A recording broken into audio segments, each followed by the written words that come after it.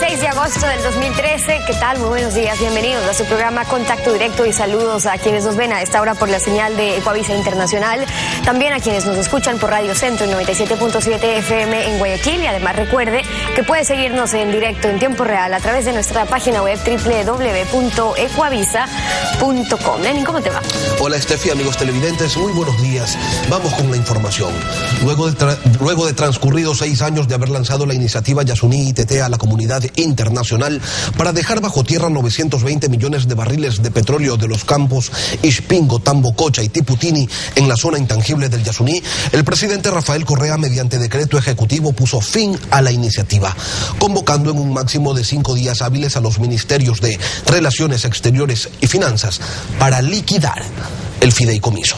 La iniciativa buscaba que el Ecuador contribuya con su gesto a dar ejemplo para desacelerar el calentamiento global, y ahora con la explotación petrolera responsable, como ha dicho el presidente, el país obtendría 18.000 millones de dólares en 12 años para combatir la pobreza. El primer mandatario anunció que pedirá a la Asamblea que declare de interés nacional la explotación del ITT, y además manifestó que solo se afectará menos del 1%, del 1 por 1000 de la zona protegida del Parque Yasuní. Sobre la iniciativa. Para este fin, la comunidad internacional debía contribuir con al menos 3.600 millones de dólares, que representaban en ese entonces cerca del 50% de lo que percibiría el Estado si explotaba el ITT. La propuesta pretendió despertar las conciencias del mundo y generar una nueva realidad, bajar de la retórica a los hechos, exigiendo la corresponsabilidad de la comunidad internacional en la lucha contra el calentamiento global.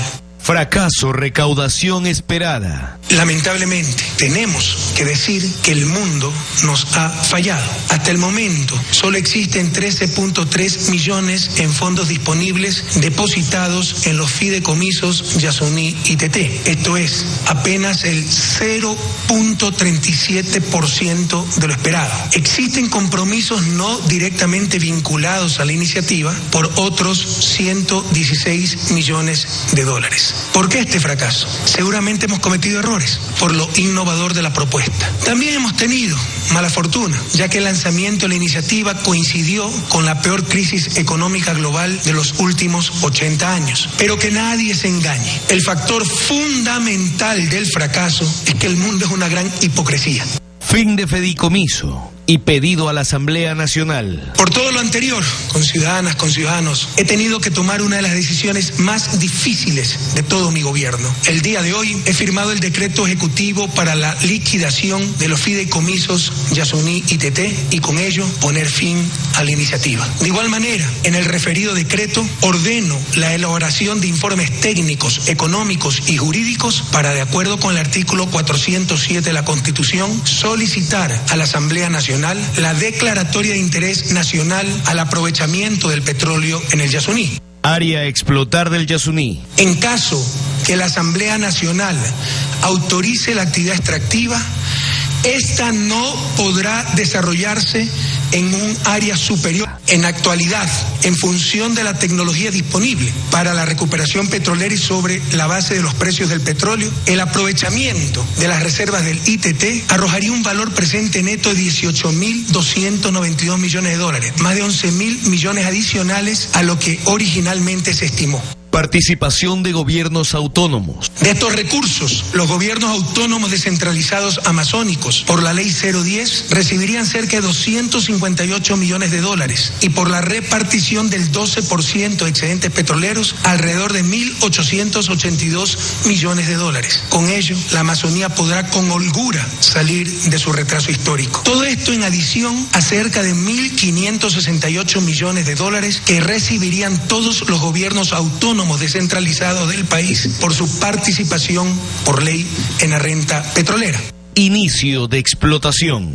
Los trabajos en el campo Tiputini se empezarán en las próximas semanas, una vez terminada la consulta previa y los permisos ambientales respectivos, ya que el 80% de este campo está fuera del parque. Los trabajos estarán a cargo de la empresa estatal Petroamazonas. Ya no podemos hacer más, sin grave perjuicio al bienestar de nuestra gente. La historia nos juzgará. Y el canciller de la República, Ricardo Patiño, y la ministra de Ambiente, Lorena Tapia, fueron los primeros en pronunciarse ante la decisión de explotar el ITT, mientras en la Plaza Grande, frente al Palacio de Carondelet, se congregaron partidarios y opositores de la decisión del Ejecutivo. Pero en pronunciarse fue el canciller Ricardo Patiño, quien recalcó que se afectará el 1 por 1000 de la reserva. Dijo que el Ecuador exigió corresponsabilidad y el mundo no lo entendió así. Y si no lo entendió así, pues el Ecuador tiene que tomar una decisión. Podemos sostener al mismo tiempo el 99% del Yasuní ITT, pero también acabar con la pobreza y con la indigencia y con la miseria en este país. Es nuestra responsabilidad hacerlo y esa es la decisión que el presidente con razón ha tomado. Con respecto a lo que se les dirá a los países que contribuyeron para esta iniciativa, el canciller dijo: Dijimos que dará a perpetuidad si el mundo se corresponsabiliza, no con las palabras, no solamente con los discursos bonitos en esas convenciones internacionales en donde hay cócteles y todo el mundo es maravilloso y buena gente, sino si cumplía con el compromiso. Y el mundo no cumplió con el compromiso.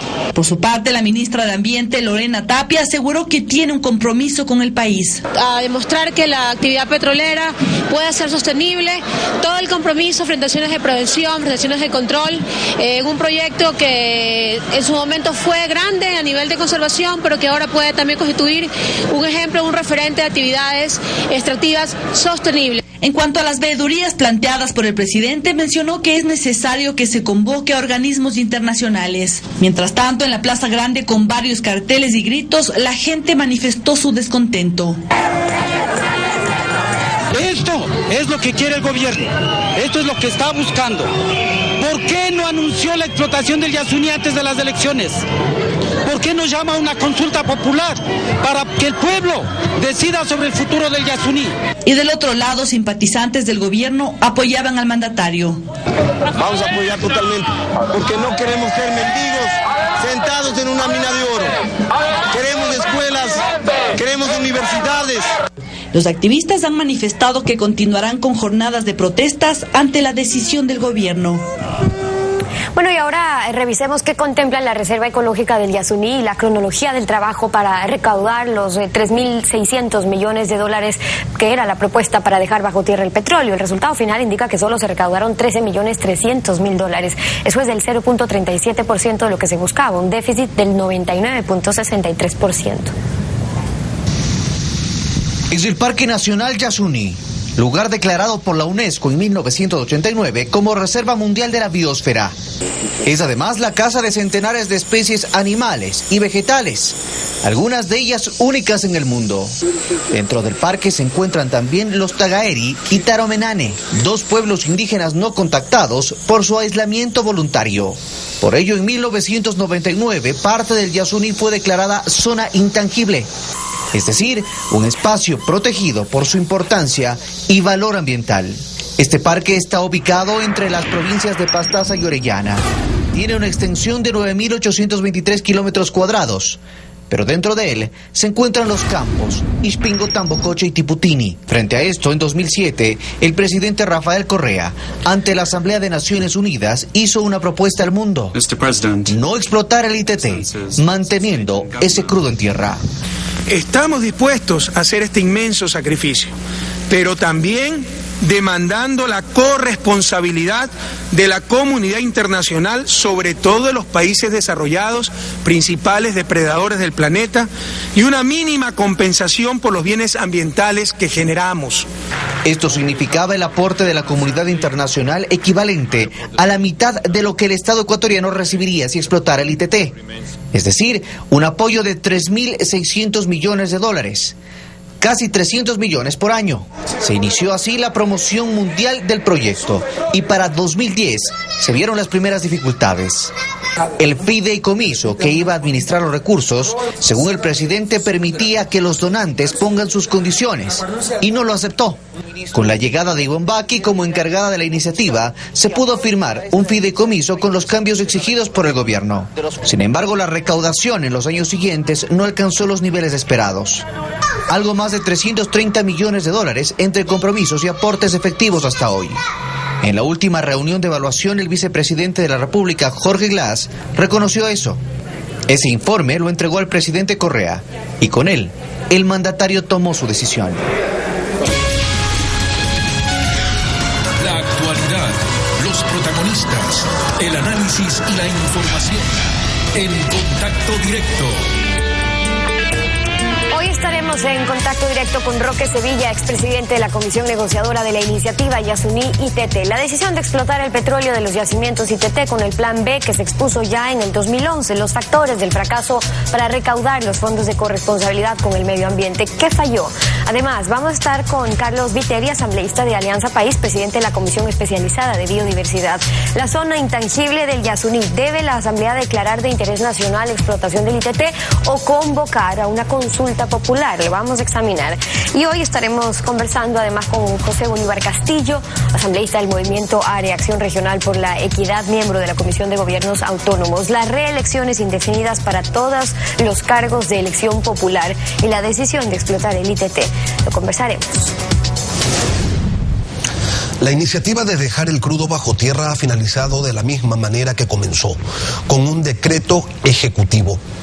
Así, el área de mayor megadiversidad del mundo empezará a ser explotada para superar las miserias que se viven en el país, pero sobre todo en la región amazónica, ha dicho el presidente de la República. Roque Sevilla fue el titular de la Comisión Iniciativa ITT durante un buen periodo. Él se encuentra en nuestros estudios y quisiéramos preguntarle en primera instancia si concuerda con el argumento presidencial de que la culpa del fracaso de esta propuesta es del mundo y de su hipocresía. Buenos días, Roque. Buenos días. Quiero primero expresar mi enorme pesar por la decisión del gobierno del día de ayer.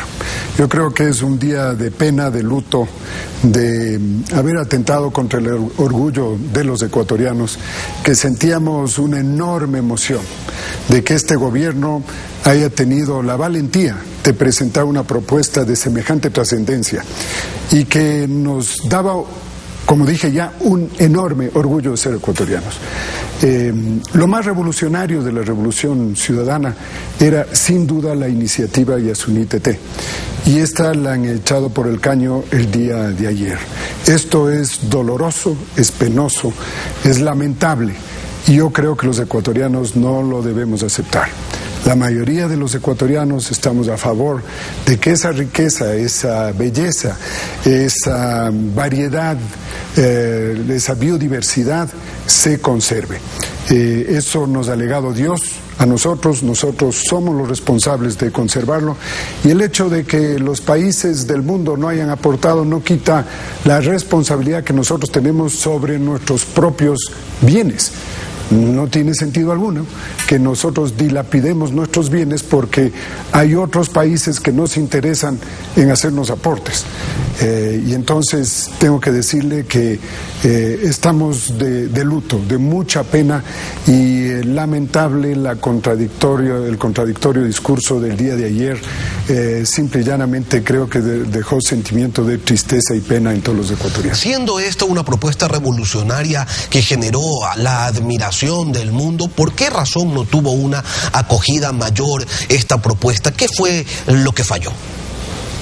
Bueno, yo creo que toda propuesta revolucionaria, toda propuesta que rompe esquemas, demora en ser aceptada, en ser entendida, en comprender la trascendencia que ésta tiene.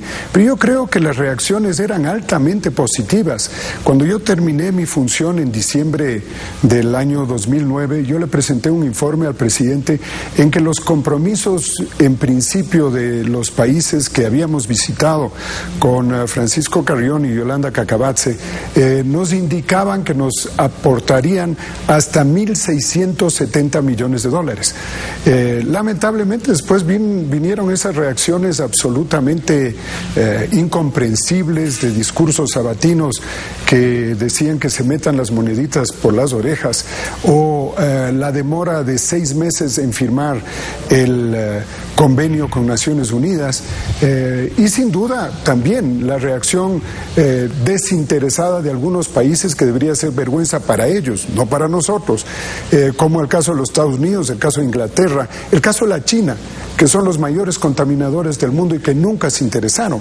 Pero como hay esos países, también estuvieron Alemania, Francia, Suecia, Bélgica, Italia, España, que demostraron enorme interés por darnos el apoyo y que siempre estuvieron admirados de que un país como el Ecuador plantee una idea tan revolucionaria y tan positiva para el país y para el planeta. A propósito de las expresiones presidenciales, quisiera invitarlo a escuchar esta que se dio en el mes de enero del 2010.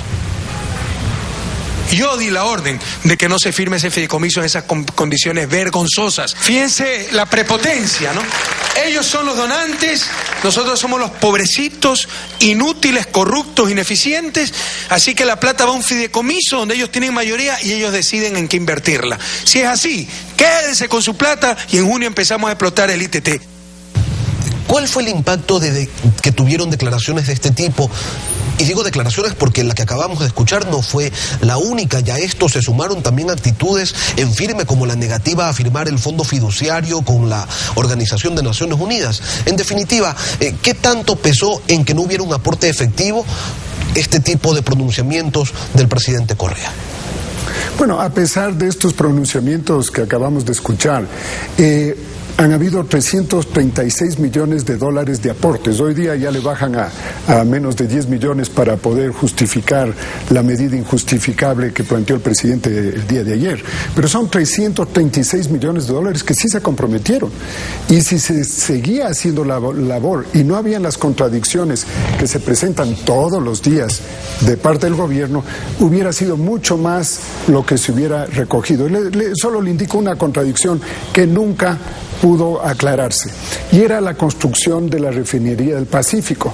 La refinería del Pacífico prevé en todos los documentos de Petroecuador que 100,000 barriles vendrían del ITT. Y ahí está, pues, en el Aromo, en plena construcción, la refinería. Y nunca han bajado esos 100,000 barriles del cuadro de provisión de petróleo.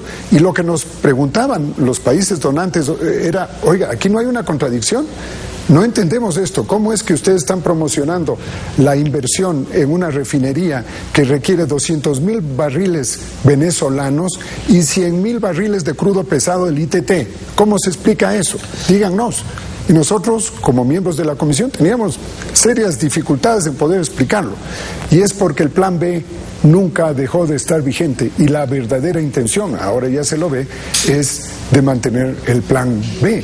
Economista. Yo lo que digo es que vimos tantas contradicciones el día de ayer que yo me pregunto, ¿cómo vamos a seguir adelante con esa linda espiral que dice ama la vida? Vamos a tener que cambiar esa espiral y darle la vuelta con signos de dólares y diga ama la plata. ¿Cómo vamos a funcionar? Es una contradicción tan grande que requiere que el gobierno repiense esto. Y si no pueden pensar ellos y si no están dispuestos a revisar, ¿por qué no le consultan al pueblo cuando sí le consultaron al pueblo cuando se trataba de proteger gallos y toros? Este rato, proteger el sitio de mayor biodiversidad del hemisferio occidental no requiere la consulta popular. Yo creo que aquí hay una contradicción gigantesca y los ecuatorianos debemos exigir que respeten la majestad del pueblo. Y la soberanía reside en el pueblo. Por tanto, consúltennos a nosotros.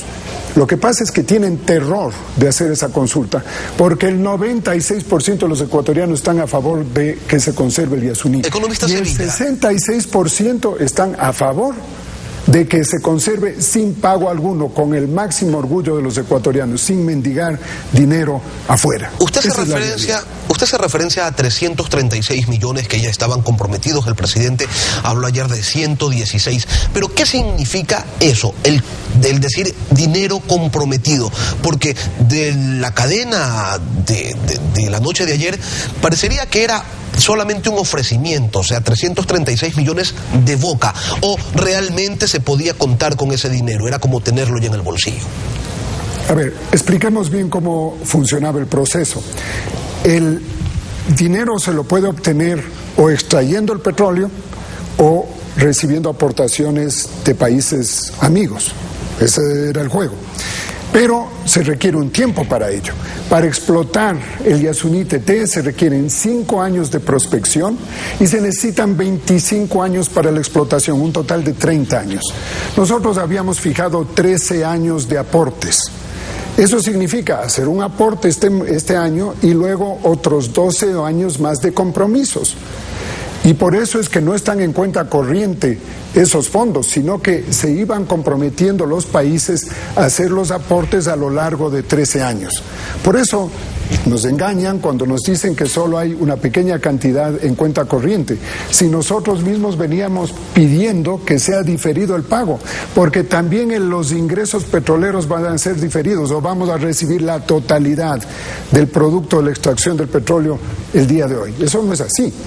Entonces, los compromisos eran de 336 millones porque son a lo largo del tiempo y así mismo lo estaba pidiendo el gobierno. Así que no se engañe a la gente diciendo que no existe una reacción positiva de parte de algunos países. Que es vergonzoso que otros países no aportaron, es cierto, yo estoy de acuerdo, pero eso no debe ser razón suficiente para que nosotros no protejamos el lugar más biodiverso del hemisferio occidental. No es razón suficiente. Más allá de las declaraciones que hicieron diversos funcionarios de gobierno y de las posturas que tomaron algunas naciones, estaban las acciones del Ecuador. Y resulta que en el 2011 la ministra de Ambiente de ese entonces, Marcela Guiñaga, autorizó a que se realice un estudio de sísmica 3D en el sector de Tambococha, Tiputini. Ahora, el presidente ha dicho también que esta explotación va a afectar menos del 1%, del 1 por 1000 del Parque Nacional Yasuní, y que eso se logrará a través... Perdón que le corrija, es el 1%, perdón que le corrija, sí. El presidente dijo ayer el 1% del Parque Nacional Yasuní, y solo expliquemos qué es eso. El Parque Nacional Yasuní tiene 1 millón de hectáreas. El 1% son 10.000 hectáreas, que es la tercera parte del Parque Nacional Cotopaxi. Para tener una idea, es la tercera parte del Parque Nacional Cotopaxi, pero que se va a afectar en la zona de la máxima biodiversidad del hemisferio occidental. Eso es de hablar en términos precisos, porque cuando se utilizan los porcentajes se hace una serie de juegos de palabras que engañan a la gente. Son 10.000 hectáreas que se van a afectar, que es el 1% del parque, pero de la zona no tocada es el 50% de la zona no tocada, porque en el resto del parque ya hay intervención en el bloque 31, en el bloque 15, ya está destrozado eso, cruzado por tuberías y por contaminación. Y ahora lo último que quedaba, que es el ITT, también va a ser destrozado. Esa es la triste realidad. Hagamos una precisión. Luego de que el presidente dijo en cadena, efectivamente, que se iba a afectar el 1% del parque, a través de un tuit, corrigió y señaló que se iba a afectar el 1 por 1000 del Parque Nacional Yasuní, y que esto se lo iba a lograr a través de un mecanismo fantástico que extrae pero sin contaminar casi nada. Lo invito, economista Sevilla, a recordar la explicación del famoso Plan B en la cadena sabatina que se realizó desde Galápagos en el año 2011. Vamos a esperar hasta diciembre, como informamos al mundo y a los ecuatorianos, y en caso de que no se concrete la ayuda internacional, tendremos que aplicar el plan B, que básicamente explotar Tiputini y Tambococha. En principio, el río Tiputini, el límite del Yasuní, este de aquí. Pero escúchenme bien, ¿no? Fíjense cómo el campo Tiputini, este de aquí, está prácticamente afuera del Yasuní. Y no hay ningún problema legal, constitucional, ecológico, nada. Solo una partecita está adentro, pero no necesita excavar ahí porque desde afuera del Yasuní se puede traer ese petróleo. Este es el Tambococha y está dentro del parque, y ahí sí hay problemas ecológicos. Entonces estamos estudiando tecnologías que se llaman de perforación horizontal. El Tambococha está a unos 7 kilómetros adentro del Tiputini, un poquito más, me parece 11 kilómetros. Estas tecnologías pueden succionar horizontalmente hasta 15 kilómetros. Quedaría este campo que es inmenso, que es el Ispingo, pero ese sí está en el Tiputini, ¿no? Parece que tiene permiso de la asamblea, consulta popular, etcétera. Tendrá que evaluar el pueblo ecuatoriano, tal vez nuestro propio gobierno más adelante, si vale la pena o no explotarlo. Tenemos la constitución más verde del mundo, la naturaleza en nuestro país tiene derechos, pero vía decreto se autoriza la explotación petrolera de un área con una biodiversidad riquísima a cuenta de que solo un pedacito está dentro del parque. Como que algo aquí no cuadra, economista. No cuadra nada. Lo primero que hicieron fue pedirle al Ministerio de Medio Ambiente, eso ya sucedió hace un rato, que corra los límites del parque hacia el sur. Eso ya fue denunciado hace rato, eso sucedió hace 3 años. Ya ha corrido, ya resulta que esa parte no está dentro del parque. Evidentemente, esa es la primera gran movida que se hizo ya hace algún rato. Y ahora dicen que van a ir por debajo con una perforación horizontal. Lo que no dicen es que para hacer todo eso tienen que hacer todavía la sísmica en 3 dimensiones. ¿Qué quiere decir esto? Una cuadrícula, como el cuaderno de matemáticas de los guaguas, en el que en cada esquina de corte de cada una de las trochas, porque hay que construir trochas a todo lo largo y ancho del parque, y en cada cruce de la trocha hay que poner un taco de dinamita para hacer la sísmica, y esto hay que hacer en todo el parque, en todo el área del Ititze, para ver cuál es la dimensión del pozo petrolero, de qué tamaño es la reserva. Así que vengan con el cuento de que no va a pasar nada y de que son unos ángeles que vuelan por el paisaje y extraen por obra de magia el petróleo, eso no existe. Lo mismo nos dijeron con el OCP, recuerda usted cuando nos decían que ese oleoducto iba a funcionar perfecto. Ya en los últimos 2 meses ha tenido 2 roturas y han hecho pedazos la provincia de Esmeraldas. Y recién el Sote hace un mes tuvo un derrame brutal que el presidente tuvo que pedir disculpas al Perú y al Brasil de la contaminación que provocaron. Que nos vengan con el cuento a estas alturas de que van a ser extracción petrolera virginal, eso no les cree ni Mandrake. Eso es pura y física mentira, y hay que decirlo así con todas las palabras. Queremos agradecer la presencia del economista Roque Sevilla, quien fuera titular de la Comisión Iniciativa ITT, iniciativa que ha sido finalizada por el presidente de la República vía decreto ejecutivo. Son las 7:23 en Contacto Directo. Tiempo de ir a una pausa, pero cuando regresemos estaremos conversando con Carlos Viteri Hualinga, asambleísta nacional de Alianza País, presidente de la Comisión Legislativa de Biodiversidad. Vamos a hablar sobre la decisión sobre explotar el ITT, la zona intangible del Yasuní, los pueblos no contactados, la prohibición constitucional de actividades extractivistas en aquellas zonas. Hay que convocar a una consulta popular. Lo revisamos al volver, quédese en nuestra sintonía. La política es el arte de lo posible. Para lograrlo hay que intentar muchas veces lo imposible. Lo dijo Manuel Fraga Iribarne, político español.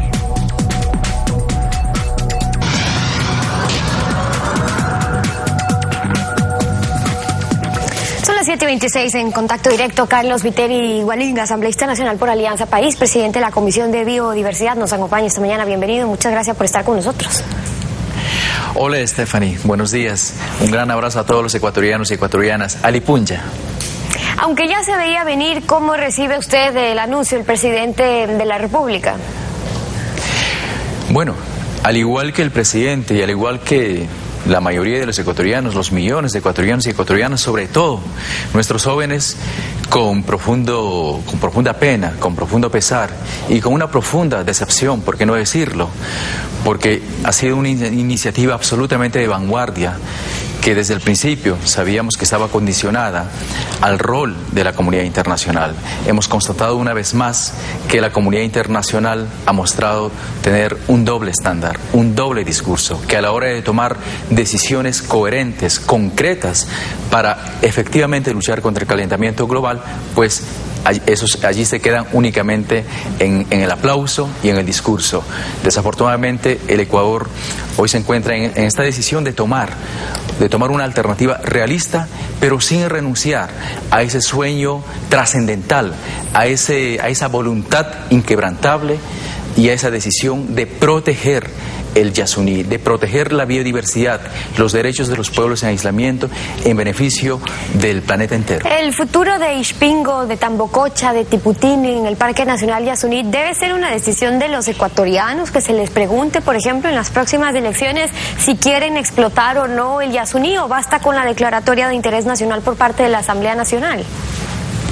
Stephanie, La Constitución es absolutamente clara y nos señala un camino a seguir en su artículo 407 y allí establece que la prohibición de actividad extractiva en las áreas protegidas y en las áreas intangibles, pero al mismo tiempo establece excepciones que tienen que ser cuando hay un estado de necesidad justificada, cuando hay un interés nacional, una urgencia que compromete a los requerimientos del país. En ese sentido, la Constitución señala que el camino es a través de aquello que el presidente ayer ya ha señalado, ¿no? Y le corresponde a la Asamblea analizarlo y tomar la decisión, en este caso, una decisión que esté en línea con los grandes objetivos. El artículo 407 al que usted se refiere de la Constitución, en efecto, es claro cuando dice que se prohíbe la actividad extractiva de recursos no renovables en las áreas protegidas y en las zonas declaradas como intangibles, incluida la explotación forestal. Excepcionalmente, dice, dichos recursos se podrán explotar a petición fundamentada de la Presidencia de la República, o sea, del presidente, y previa declaratoria de interés nacional por parte de la Asamblea Nacional, que, y ahí viene lo interesante, que de estimar lo conveniente podrá convocar a consulta popular. De estimar lo conveniente. Según Ivonne Baki, las últimas encuestas dicen que la mayoría de ecuatorianos respalda la iniciativa ITT, que no quiere explotar, pero eso solamente se podría saber o confirmar preguntándole al pueblo. Stephanie, las dos opciones son opciones legítimas, establece la Constitución, y los asambleístas, que somos los depositarios de la voluntad del pueblo ecuatoriano, representantes del pueblo ecuatoriano, pues tendremos que analizarlo y tomar una decisión. Las dos opciones son importantes, legítimas, que señala la Constitución. La de la consulta popular es algo optativo que tiene que partir del análisis serio y profundo. Sin embargo, es necesario reconocer que la gran mayoría de los ecuatorianos, más de un 80%, ha apoyado y sigue apoyando la iniciativa, lo que no necesariamente significa que ese mismo porcentaje se opone a una intervención en esa zona. El país ha perdido demasiado tiempo, no nos olvidemos, pese a los esfuerzos del gobierno nacional, todavía necesitamos reducir la pobreza. Eso solamente podríamos saber si en efecto se le consulta al pueblo. Roque Sevilla decía hace pocos minutos, le preguntamos al pueblo sobre los toros, sobre los gallos, pero no le vamos a preguntar sobre el Yasuní. Pues es un tema que quedaría pendiente para la Asamblea. Ahora, la comisión que usted preside, le compete también revisar precisamente los costos, la afectación al medio ambiente, ya si hablamos de la explotación. Estamos hablando de una de las áreas de más alta biodiversidad del mundo, 1 hectárea. Solamente 1 hectárea tiene más especies de animales que en toda América del Norte. Mientras que al que llamaban el Plan B ya está avanzando, nunca dejaron de trabajarlo. Siempre se planteó la opción de explotar si no se conseguían los fondos. Pero antes de hacerlo, ¿usted sí cree que se puede explotar con aquella tecnología de punta que han mencionado sin causar mayor afectación? Solo unas 200 hectáreas del millón que tiene el parque, menos del 1 por 1000 que ha dicho el presidente. Esteban, yo creo que es perfectamente posible. Hoy, actualmente, con las tecnologías que se tienen disponible, y aparte de eso, tenemos un gobierno que ha promovido la Constitución, la mejor Constitución del mundo, que reconoce derechos a la naturaleza, entre otros aspectos, pero al mismo tiempo, existe una conciencia nacional de proteger el Yasuní. Es necesario estar absolutamente claros de que la implementación del plan que se ha denominado B no significa el desastre del Yasuní, de ninguna manera. En ese sentido, es fácil decir desde la comodidad de un empresario que se dedica a la actividad turística y tiene la barriga muy llena y cubierto sus necesidades, es fácil decir que se conserve una zona. En la Amazonía hay enormes necesidades. La mayor incidencia de la pobreza está en la Amazonía. Los amazónicos tenemos todavía enormes demandas de servicios básicos, de educación, de salud, y eso tiene que ser resuelto con los recursos ¿de dónde? De la Amazonía. Efectivamente tenemos la confianza de que se va a poder intervenir cuidando al máximo, utilizando los más altos estándares de protección ambiental, social y cultural. Hay que ser transparentes en lo que dicen los estudios de impacto ambiental, que ya los iremos revisando en su momento. Aquello es importante, pero también está sobre todo el derecho de los pueblos en aislamiento voluntario. Según el artículo 57 de la Constitución, en el párrafo final, dice que los territorios de los pueblos en aislamiento voluntario son de posesión ancestral, irreductible e intangible, y en ello estará vedada todo tipo de actividad extractiva. Luego dice que la violación de estos derechos constituirá delito de etnocidio que será tipificado por la ley. Ahora, esta ley ya existe, esta ley ya fue aprobada por el Congresillo el 9 de marzo del 2009 y fue publicada también en el Registro Oficial el 27 de abril de este año. Entonces, los tagaeri, los taromenani, ustedes los conocen, tienen como forma de vida también el ser nómadas, el no estar asentados en un lugar específico. Entonces, ¿cómo se debe garantizar que no esté en riesgo sus vidas y cómo determinar su territorio? Stephanie, el gobierno ha dado muestras evidentes y contundentes de la preocupación de la protección de los derechos a seguir viviendo estos pueblos. Y efectivamente la Asamblea Nacional, respetuosa del Estado de Derecho, obviamente estamos en esa línea y vamos a poner todo nuestro esfuerzo para que los pueblos en aislamiento sigan reproduciendo, sigan ejerciendo y viviendo la cultura. En ese sentido, pues la aplicación de lo que establece la Constitución es el camino, y el artículo 407 efectivamente muestra ese camino adecuado, ese camino en donde, sin dejar de cumplir con los derechos de los pueblos en aislamiento, pues se puede aplicar también medidas pensando en el interés de todos los ecuatorianos. Hace un mes, el 10 de julio exactamente, ustedes recibieron en la comisión que usted preside a la jefa negociadora de la iniciativa, a Ivonne Baqui, y ahí se les informó que los fondos depositados en el fideicomiso administrado por el PNUD ni se acercaba a la suma ya rebajada de 3.600 millones de dólares. Ahí el presidente informó que eran 13.3 millones de dólares, que representa apenas el 0.37%, y además de eso, pues ustedes pidieron información sobre cuánto se ha gastado hasta ahora en la promoción de esta iniciativa, porque extraoficialmente se conoce que esa suma superaría al monto recaudado, más allá de los compromisos. ¿Cuál es la información que se dio a la comisión? Bueno, en la reunión que tuvimos con la jefa negociadora, pues evidenciamos aquello que ya fue de dominio público, aquello que pues una recaudación por debajo de las expectativas, ¿no? Estamos hablando de una recaudación disponible de alrededor de 13 millones de dólares, el 37% de los objetivos esperados, es decir, la séptima parte de lo que requería. ¿Y esa suma se asemeja a lo que gastamos o lo que se gastó en promoción, o cuánto gastaron en promocionar la iniciativa? Bueno, de lo que conocemos es alrededor de 4 millones de dólares que se ha invertido en la promoción. Pero más allá de eso, Stephanie, yo creo que hay un tema de mayor trascendencia. Es cómo la comunidad internacional, cuyo rol era determinante en el éxito de la iniciativa Yasuní ITT, no funcionó.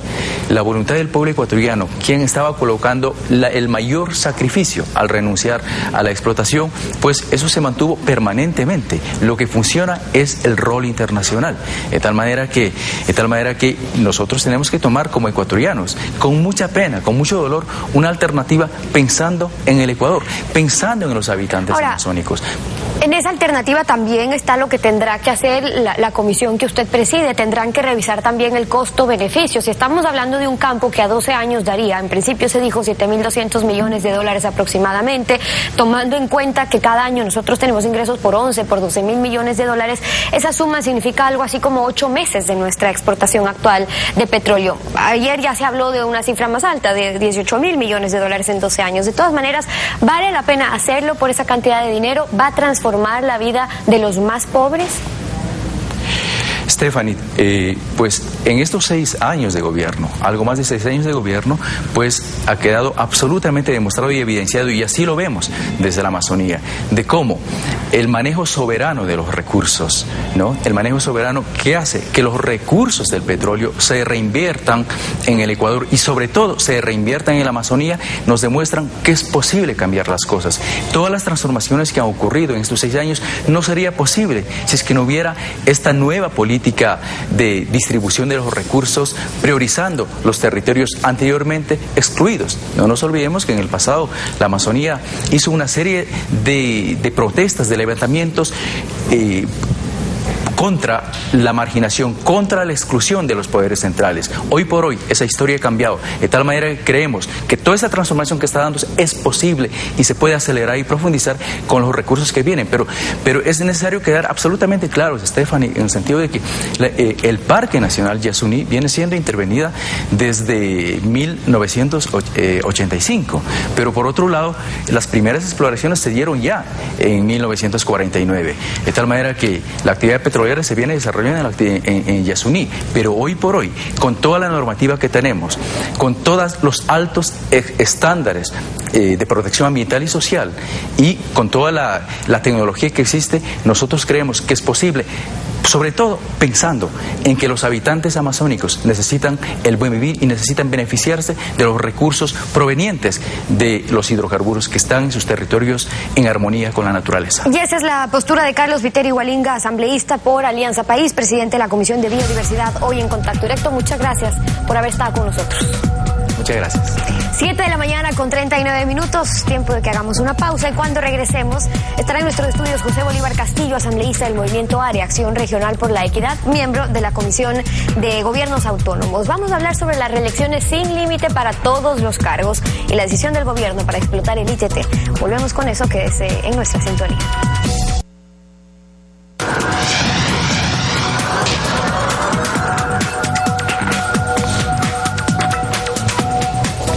José Bolívar Castillo, más conocido en la provincia de Loja como El Chato, es asambleísta por el Movimiento Acción Regional por la Equidad. Ha confirmado que en las próximas elecciones de febrero correrá una vez más por la alcaldía de Loja. Asambleísta, queremos darle los buenos días, y resulta ser pues que usted es uno de los beneficiarios de la posibilidad de reelegirse en función de lo que señala la Constitución de Montecristi. ¿Cuál es su postura al respecto? Muy buenos días, Lenín. Muchas gracias por la entrevista y un saludo cordial a todos los ecuatorianos. ¿Qué es lo que nos dice la Constitución en el artículo 114? Si fuera posible, tal vez, en todo caso, lo vamos a leer. Las autoridades de elección popular podrán reelegirse por una sola vez consecutiva o no, para el mismo cargo. Las autoridades de elección popular que se postulen para un cargo diferente deberán renunciar al que desempeñen. Eso colocaron en Montecristi en el artículo 114. Yo creo que desde el punto de vista del sentido común, porque esto es lo fundamental, es un valor ciertamente la alternabilidad.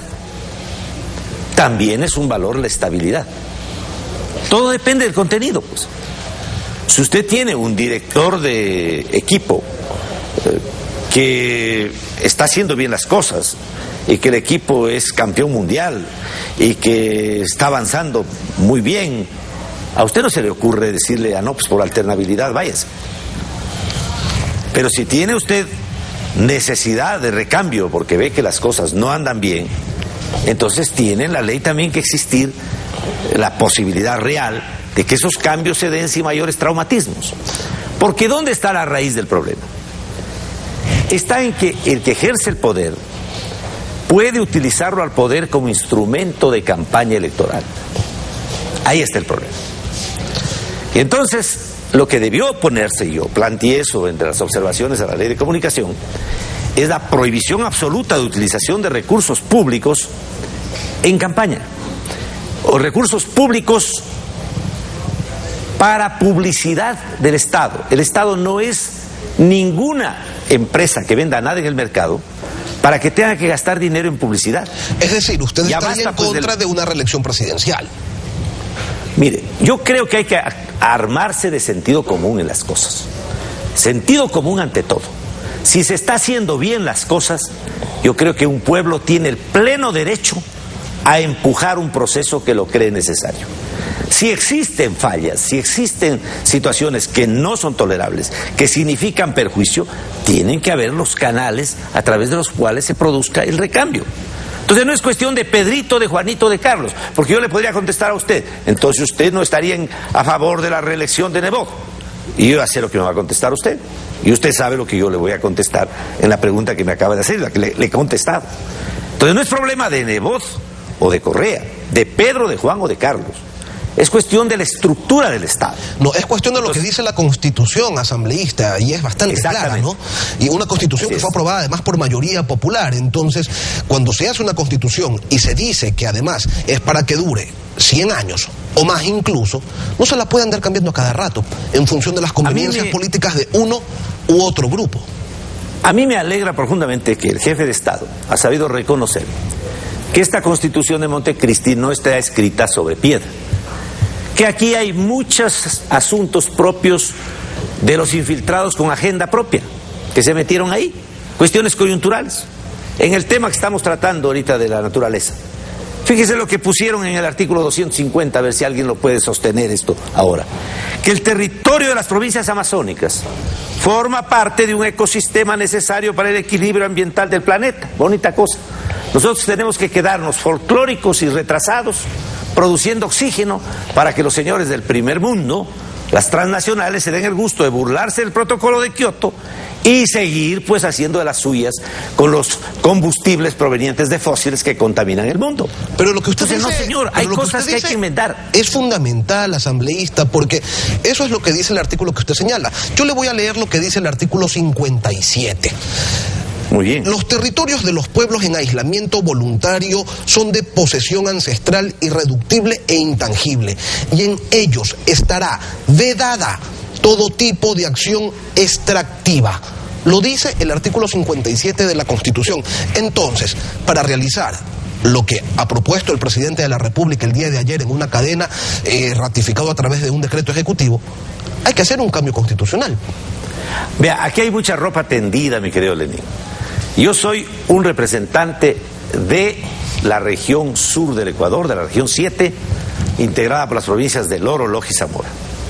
Y a nosotros no nos van a venir con el cuento de que para precautelar las condiciones medioambientales del planeta salgamos a pedir limosna al mundo para dejar los minerales en el subsuelo a fin de que entonces nos den algún recursito para poder construir las obras que necesitamos para nuestro desarrollo. No, señor. Los recursos mineros de la región sur necesitamos explotarlos ecológicamente con las tecnologías más avanzadas que existan, pero explotarlos ya. Y dentro de las disposiciones legales, creo, ¿no? Mire, aquí, eso le explico. En esta Constitución de Montecristi, lo que alguien denominó los infiltrados con agenda propia, metieron cosas que son verdaderamente inconvenientes para el interés del pueblo ecuatoriano. Y que habría que cambiarlas primero antes de hacer aquellas cosas que sí le convienen al pueblo, porque uno resulta que no se puede, uno no puede coger esta Constitución y violentarla.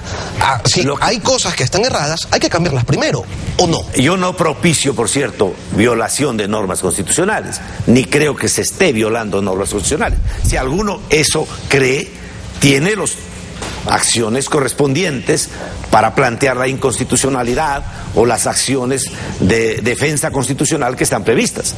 Pero yo creo que cualquier gobierno civilizado del mundo que tiene sentido común y que responde a los intereses de su pueblo, tal es el caso del, si quiere usted, el gobierno de Estados Unidos, de Alemania, de Cuba, de Bolivia, de cualquier gobierno de cualquier hemisferio, lo que va a procurar, pues obviamente, es aprovechar sus recursos de la manera más ecológico posible para poder crear condiciones de desarrollo en los otros sectores de la economía. Asambleísta, y esto nosotros...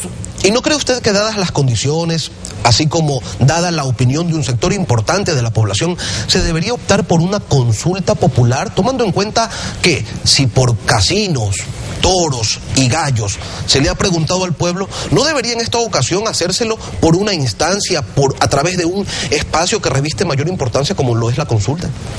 Yo tengo mis dudas frente a las consultas. La vez pasada también las tuve, en la última consulta.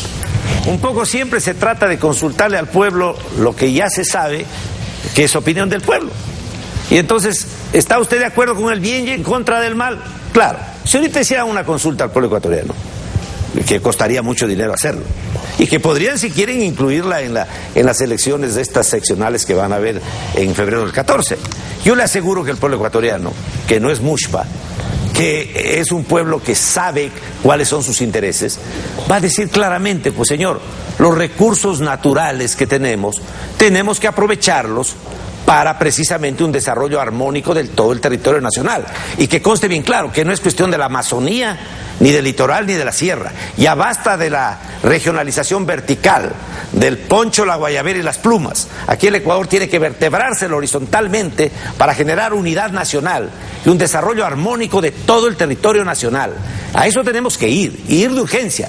Porque el Ecuador necesita realmente generar fuentes de trabajo. La única posibilidad de política social que existe no es el subsidio, no es la dádiva, no es la filantropía con fondos públicos. Es generar fuentes de trabajo competitivas que permitan incorporar a todos a la actividad productiva de bienes o servicios. Eso es lo que tenemos que hacer, y de urgencia. Asambleísta, queremos agradecer su presencia en este espacio. Era José Bolívar Castillo, asambleísta por el movimiento Acción Regional por la Equidad. Son las 7:52 en Contacto Directo. En los deportes, cuando regresemos, tenemos novedades de Alex Quiñones. Les contamos al volver, no se vayan.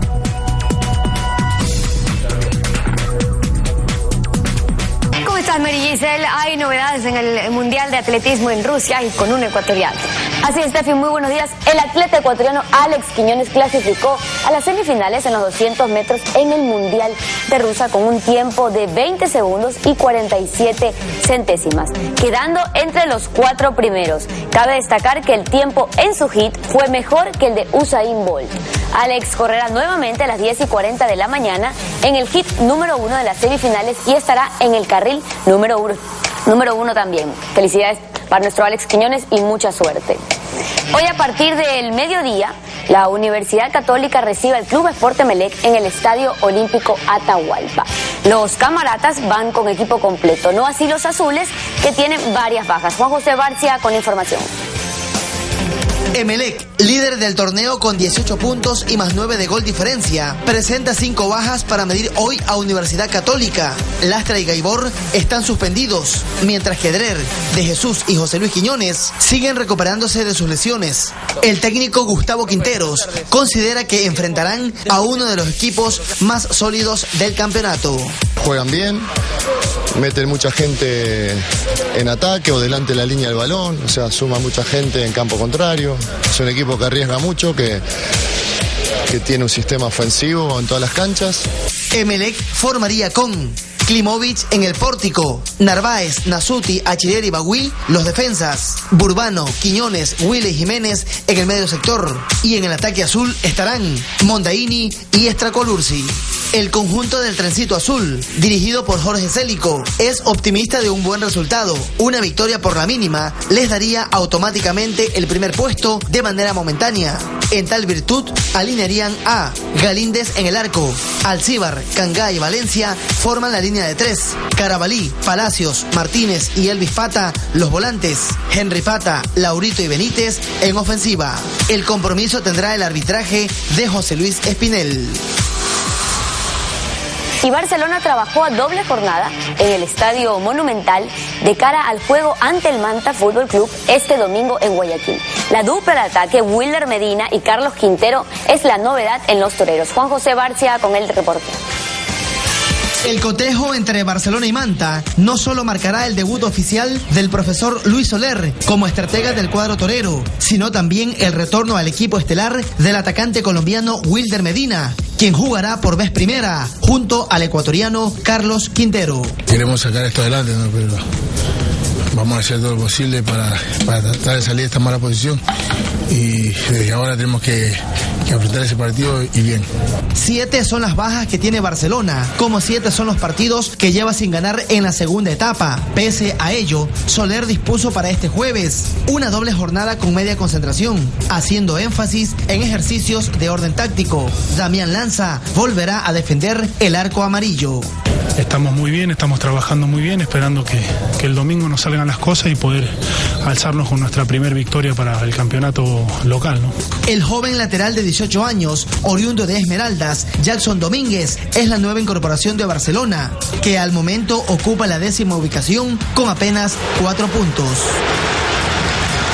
Muy bien, con terminamos los deportes. Nos vemos el día lunes con mucha más información. Steffi y Lenny. Gracias, Maricel. Información deportiva. Te esperamos. A ustedes les deseamos que tengan un excelente fin de semana y en Contacto Directo nos volvemos a encontrar el próximo lunes. Un buen fin de semana para ti también, Lenny. Gracias, Steffi. Y para todos nuestros amigos televidentes, habrá que estar pendientes de la participación de Alex Quiñones, quien, como tú recordarás, Steffi, ya nos dio un alegrón al clasificar a la final en los Juegos Olímpicos. En esa ocasión fue en los 100 metros planos. Que se repita. Ojalá.